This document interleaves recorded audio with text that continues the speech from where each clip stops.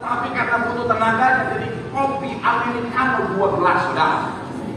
Akhirnya apa efek sampingnya kita tahu bersama. Maka jadi americano yang banyak, saudara, kopinya banyak. Akhirnya hari itu, saudara, saya bangun perut saya kembungnya luar biasa, saudara. Rasanya puluh udah kayak lagi wanita hamil 3 bulan, saudara.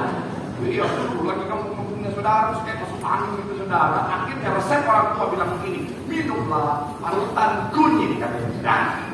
Iya, parutan kunyit. Akhirnya mbak saya dia parut itu kunyit, saudara, sampai tangannya sudah kayak warna partai, saudara, putih semuanya. Dia parut, saudara. Terus dia kasih saya bawain, saudara. Itu memang dari aromanya aja, saudara. Memang mentah, saudara. Dari aromanya juga pahitnya minta ampun, saudara. Sampai saya yang pas nyampe ke saya, memang aromanya luar biasa. Ketika saya minum, lebih pahit daripada pahitnya kehidupan, saudara. Betul, Tuhan. Tapi saya bilang, saudara, tapi dampaknya ternyata bagus, saudara. Jadi memang ketika saya googling juga ternyata itu sangat bagus untuk lambung dan bagian-bagian perut kita, saudara. Dan dia bisa menyembuhkan. Makanya pas hari Selasa saya keliling ke Surabaya, saya berkali saya lihat apa istirahat, saudara, dari. Saya lihat kenapa piranti, isinya sama. Saya baca sih iya benar, kunyit juga isinya sama. Iya, tapi kan ini masalahnya mau bawa ke Surabaya. Kalau nanti tim Surabaya lihat Pak Pendeta minum piranti lagi datang bulan ya. Ya. Karena ini Tuhan malunya luar biasa, saudara. Tapi bicara tentang kunyit tadi, saudara, itu pahit, saudara. Tetapi akhirnya apa, saudara? Bisa menyembuhkan, bisa membawa kebaikan. Saya mau bilang, saudara, segala yang Tuhan izinkan semuanya untuk kebaikan, katakan amin. Roma 8 ayat 28, Allah turut bekerja dalam segala sesuatu untuk mendatangkan apa? Kebaikan. Kenapa? Karena Dia mau saudara dan saya sebagai anak-anaknya menerima yang terbaik. Nah, termasuk bicara tentang apa, saudara? Termasuk bicara tentang hal-hal yang mungkin menyakitkan dalam kehidupan setiap kita. Termasuk bicara tentang hal-hal yang mungkin kita bilang, Pak Pendeta, ini pahit banget terasa dalam hati saya, dalam kehidupan saya, Pak Pendeta. Tapi saya mau bilang, saudara, kalau Tuhan izinkan semuanya itu, semuanya pasti untuk mendatangkan kebaikan. Sama-sama bilang sama saya untuk kebaikan. Nah, makanya hari, saudara, saya sama-sama akan sama-sama mengajak saudara membahas satu tema, yaitu bicara tentang tujuan Tuhan di balik keadaan pahit dan menyakitkan. Sama-sama bilang sama saya, tujuan Tuhan di balik keadaan yang pahit dan menyakitkan. Kenapa ini menjadi satu hal yang penting, saudara? Karena banyak orang tak ngerti apa tujuan Tuhan, sehingga ketika dia diizinkan Tuhan mengalami keadaan yang pahit, ketika diizinkan Tuhan mengalami keadaan yang menyakitkan, dia pikir Tuhan gak sayang sama dia pikir Tuhan gak peduli lagi sama dia pikir Tuhan akhirnya sudah meninggalkan dia karena pemikiran yang salah. Akhirnya responnya jadi salah. Ada orang-orang akhirnya jadi meninggalkan Tuhan, ada orang-orang akhirnya jadi kepahitan sama Tuhan, ada orang-orang Kristen akhirnya seperti membenci Tuhan karena dia pikir Tuhan gak peduli lagi, karena dia pikir Tuhan jahat. Saya mau bilang, saudara, Tuhan izinkan segala hal dalam kehidupan setiap kita, termasuk keadaan yang pahit dan menyakitkan itu. Percayalah untuk kebaikan, katakan amin. Nah, ini sama-sama kita akan bahas, saudara. Doa saya oleh firman Tuhan hari semua yang hadir semuanya diberkati sempurna. Tepuk tangan sekali yang paling meriah buat Tuhan. Haleluya. So, apa tujuan Tuhan di balik keadaan yang pahit dan menyakitkan? Yang pertama saya mencatat adalah untuk membuat kita mengenal Dia. Sama-sama bilang sama saya, untuk membuat kita mengenal Dia. Sama-sama bilang sama saya, untuk membuat kita mengenal Tuhan. Nah, saudara ingat berapa lama bangsa Israel di Mesir, saudara? Berapa? 40 tahun di Mesir. Shalom. Haleluya, praise the Lord. Berapa tahun? 40 tahun. Alkitab mana yang saudara baca? Di padang gurun ya 40 tahun. Di Mesirnya berapa? 100 tahun. Berapa? 100. Woi, shalom. Lama dia. Iya, saya tahu lama. Berapa? Oh, dasar gitu. Pagi-pagi sudah emosi saya. 430 tahun. Ini mana ada kampung Batang ini? 430. Masa si Mangunso. 400. Berapa tahun? 430. Nih, Keluaran 12 ayat 40. Keluaran 12 ayat 40. Oh, haleluya. Memang ini kalau sekolah minggu lulusan tokoh begini nih. Yuk, Keluaran 12 ayat 40 sama-sama kita baca. 3. Iya, lamanya adalah berapa lama? 430 tahun. Nah, saya mau bilang, saudara, selama 400 tahun lebih, saudara, mereka daripada di Mesir, saudara, ternyata bangsa Israel tidak lagi mengenal Allah Israel yang hidup, saudara. Mereka lebih mengenal dewa-dewa sesembahan bangsa Mesir, saudara. Nah, makanya begini, saudara, salah satu tujuan Tuhan mengizinkan mereka melewati masa-masa sukar di padang gurun, apalagi mereka ada di dalam posisi mereka dimarahi Tarno, saudara, gambaran keadaan yang pahit dan menyakitkan. Saya mau bilang, saudara, untuk membuat mereka mengenal Tuhan. Sama-sama bilang sama saya mengenal Tuhan. Sama-sama bilang sama saya membuat mereka mengenal Tuhan. Amin. Kenapa? Karena hanya dengan mengenal Tuhanlah ada keselamatan. Katakan amin.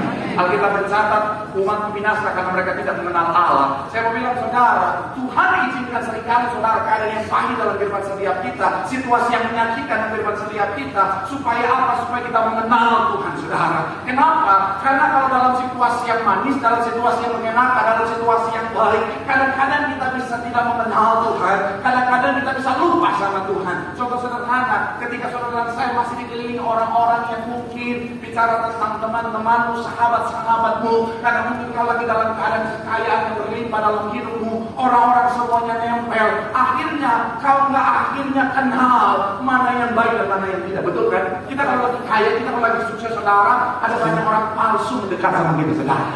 Iya kan? Kita kalau lagi kaya, kalau lagi sukses, semua orang rasa bestie, Amin. brother, sister. Walaupun kita dalam hati mereka nggak apa-apa nempel sama dia, yang penting gue dapatkan tampias dari hartanya. Atau begitu kan, gitu kan. Kenapa? Dari ketawa saudara, kita boleh tahu isi hati saya. Kita jadi bingung mana yang tulus dan mana yang tidak. Tapi ketika kita lagi susah, orang-orang meninggalkan kita. Saya mau bilang, saudara, disitulah akhirnya kita bisa mengenal hanya Tuhan yang setia dalam hidup kita. Boleh tepuk tangannya pada dia. Saya kemarin, saudara, diberikan kesempatan, akhirnya ada seorang ibu ketika ketemu sama saya, dia langsung bilang, Pak Pendeta, ini saya mau curhat sama Allah, Pak Pendeta. Akhirnya dia cerita, saudara, dalam kehidupannya, Tuhan izinkan masa-masa yang sangat menyakitkan, saudara. Suaminya, saudara, selingkuh dengan wanita lain, saudara, dan itu sangat menyakitkan buat dia, dan suaminya meninggalkan dia, saudara. Berselingkuh, tinggalkan dia, saudara. Akhirnya, saudara, dalam keadaan itu, saudara, dia bilang, Pak, di situ, Pak, saya melihat bagaimana Tuhan bekerja menolong saya. Sebagai seorang ibu, Pak, untuk membiayai semua anak-anak saya, Pak, saya melihat Tuhan menolong saya, menyertai saya. Makanya sekarang sampai hari ini, Pak, saya ceritakan kepada semua orang kebaikan Tuhan itu luar biasa. Melalui apa? Melalui masa-masa yang pahit dan menyakitkan. Saya mau bilang, saudara, sekali lagi kalau ada yang Tuhan lagi izinkan, mungkin saudara bilang sama saya, Pak Pendeta, yang saya cerita alami ada yang sangat pahit dan menyakitkan. Tuhan lagi membuat mengenal siapa Tuhan yang luar biasa. Dan saya mau bilang, saudara, jangan takut. Ada berkat, ada pemulihan dan pertolongan yang Tuhan sediakan. Tepuk tangan sekali lagi yang paling yang buat Tuhan. Bila sama kanan kita melalui keadaan yang pahit dan menyakitkan, Tuhan mau kita mengenal Dia lebih lagi. Tepuk tangan yang paling meriah buat Tuhan. Yang kedua, kalau bicara tentang ingat Ayub, saudara, kita bisa melihat bagaimana Ayub mengenal Tuhan di saat masa-masa yang berat dan menyakitkan, saudara. Yang kedua, apa tujuan Tuhan di balik keadaan yang pahit dan menyakitkan? Yang kedua, masa yang pahit Tuhan izinkan untuk membentuk dan mendidik. Sama-sama bilang sama saya membentuk. Sama-sama bilang sama saya mendidik. Coba sama-sama kita baca ayat ke-25, saudara. Keluaran 15 tadi, saudara. Kita baca ayatnya yang ke-25. Sama-sama kita baca, saudara. Ayatnya yang ke-25. Yang sudah di sana boleh bilang, aku diberkati. 3, ya. Musa dan Tuhan menunjukkan kepadanya sepotong kayu. Musa melemparkan kayu itu ke dalam air, lalu air itu menjadi manis. Perhatikan kalimat selanjutnya, dikatakan apa? Di sanalah diberikan Tuhan apa? Ketetapan dan di sanalah Tuhan apa? Sama-sama bilang, di sana saya Tuhan mendidik mereka. Amin. Jadi ketika dimarahi tadi, saudara, gambaran keadaan yang pahit dan menyakitkan, Tuhan akhirnya mendidik mereka, saudara. Kenapa? Karena melalui didikanlah kita akhirnya bisa sampai pada apa yang Tuhan sediakan. Makanya kalau saudara ingat Pemasmur dididik Tuhan melalui apa? Masa-masa yang berat. Coba kita lihat Mazmur 116 ayat 71. Mazmur pasalnya yang ke-116, kita akan baca ayatnya yang ke-71, dikatakan apa di sana, saudara? Yang sudah di sana Mazmur 19 ayat 71 boleh bilang, aku diberkati. 3, iya. bahwa aku tertindas itu apa? Baik bagiku, supaya apa? Aku belajar ketetapan. Sekali lagi saudara, 3 ya, bahwa aku apa? Tertindas. Sama-sama bilang sama saya tertindas. Sama-sama bilang sama saya masa sukar. Sama-sama bilang sama saya keadaan yang pahit, keadaan yang menyakitkan. Itu baik bagiku supaya apa? Aku belajar ketetapanmu. Saya mencatat di sini saudara, dalam diri Tuhan di masa yang pahit. Banyak orang menjadi hebat, menjadi luar biasa, menjadi lebih bijaksana justru karena melewati masa-masa yang pahit dalam kehidupannya. Kalau saudara lihat, pelaut jadi hebat bukan karena bicara tentang situasi yang tenang, tapi justru ketika laut lagi dalam keadaan yang mengerikan saudara. Pilot jadi hebat bukan ketika semua bicara tentang cuaca dalam keadaan tenang, tapi justru di tengah badai yang akhirnya saudara menggoyangkan pesawatnya, dan ketika dia berjuang untuk melewati semuanya, itulah yang membuat dia jadi hebat saudara. Petinju jadi hebat bukan ketika musuhnya lemah semua, tapi ketika dia lagi dihajar, diperhadapkan pada musuh yang sangat anggun. Saat itulah seorang petinju akhirnya menjadi hebat. Saya mau bilang saudara, dalam kehidupan setiap kita Tuhan bisa izinkan masa-masa yang pahit dan menyakitkan untuk mendidik setiap kita. Katakan amin. Kenapa? Karena saya mau bilang Tuhan mau kita jadi hebat. Katakan amin. Tuhan gak mau saudara saya anak-anaknya cuma jadi biasa-biasa saja. Dan untuk jadi hebat, jadi luar biasa, kita harus melewati proses yang namanya belajar saudara. Kita harus melewati proses yang namanya sekolah kehidupan. Dan saya mau bilang saudara, sekolah kehidupan yang terbaik adalah ketika kita melewati masa-masa yang pahit dan menyakitkan saudara. Katakan amin. Kalau saudara lihat orang-orang sukses saudara, apa yang mereka bilang? Bicara tentang momen-momen yang paling berharga dalam hidup mereka, selalu mereka punya kesamaan adalah ketika mereka mengalami masa-masa sukar dalam hidup mereka. Karena semua itulah yang akhirnya mendidik dan membentuk mereka. Saya kemarin juga saudara ketemu dengan seorang anak muda saudara, masih sangat muda, usianya masih 20-an saudara, tetapi sudah jadi seorang pengusaha yang sukses saudara. Jadi saya ada proyek dengan dia saudara untuk buat satu buku saudara. Kemudian saya beberapa kali ketemu, meeting saudara, datang ke kantornya saudara untuk bikin beberapa hal yang harus dibuat saudara. Dan saya kagum dengan cara kerjanya, saya kagum dengan semangatnya. Sampai jam 12 malam dia masih meeting, pagi-pagi jam 4 dia udah bangun, udah persiapkan lagi semuanya. Saya bilang, saya kagum dengan Anda. Saya bilang sama dia, mungkin usia saya lebih tua, tapi muka saya lebih muda. Dengan muka sombong mana. Tapi saya bilang, walaupun usia saya lebih tua jauh, tapi saya kagum dengan cara kerja Anda, dengan semangat Anda. Saya penasaran, tadi makan siang bareng saudara, saya penasaran, saya tanya, apa yang membuatmu punya semangat yang seperti ini? Dia bilang begini, Pak Pendeta, kami 5 bersaudara, tapi kami tinggalin kami dan gak mau bertanggung jawab sama kami. Dan kami masih kecil. Mami kami berjuang susah payah supaya kami anak-anak 5 orang laki-laki bisa hidup. Dan kami gak lulus sekolah, cuma sampai SMP saja gak tamat. Tapi justru dalam keadaan itu kami berjuang mati-matian Pak Pendeta. Makanya di usia muda kami sudah sukses karena pernah diizinkan dalam proses yang tidak mudah. Saya mau bilang saudara, masa-masa yang pahit dan menyakitkan mendidik mereka jadi orang-orang yang hebat, orang-orang yang luar biasa. Tepuk tangan dulu yang paling meriah.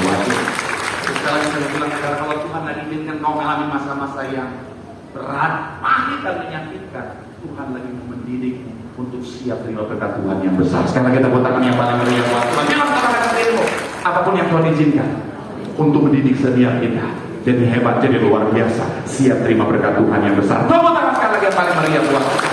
Yang saya mau bersiap-siap, yang terakhir yang keempat saya mencatat di sini saudara, apa tujuan Tuhan dibalik keadaan yang pahit dan menyakitkan? Yang ketiga adalah melalui masa yang pahit dan menyakitkan, Tuhan menuntun kita pada yang baik. Sama-sama bilang sama saya, Tuhan menuntun.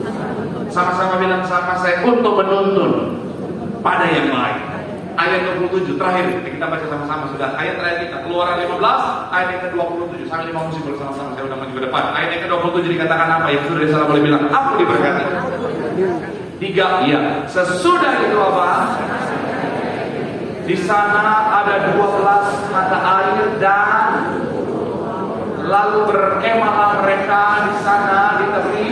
Sekali lagi saudara, 27 dikatakan apa? 3, iya. Sesudah itu sampailah Lalu berkemahlah mereka di sana di tepi air itu. Mara itu dekat dengan Elim, saudara.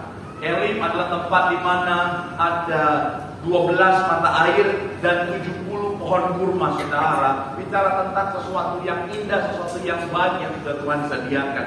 Jadi Tuhan izinkan mereka melewati masa yang pahit dulu, masa yang menyakitkan dulu, untuk mengarahkan mereka pada yang manis, yang baik yang Tuhan sudah sediakan. Dan saya mau bilang, saudara, memang dalam hidup kita, saudara, kalau Tuhan izinkan keadaan yang sulit, keadaan yang pahit, keadaan yang menyakitkan, seperti yang saya bilang tadi, saudara, karena memang tujuan Tuhan untuk mendatangkan kebaikan dalam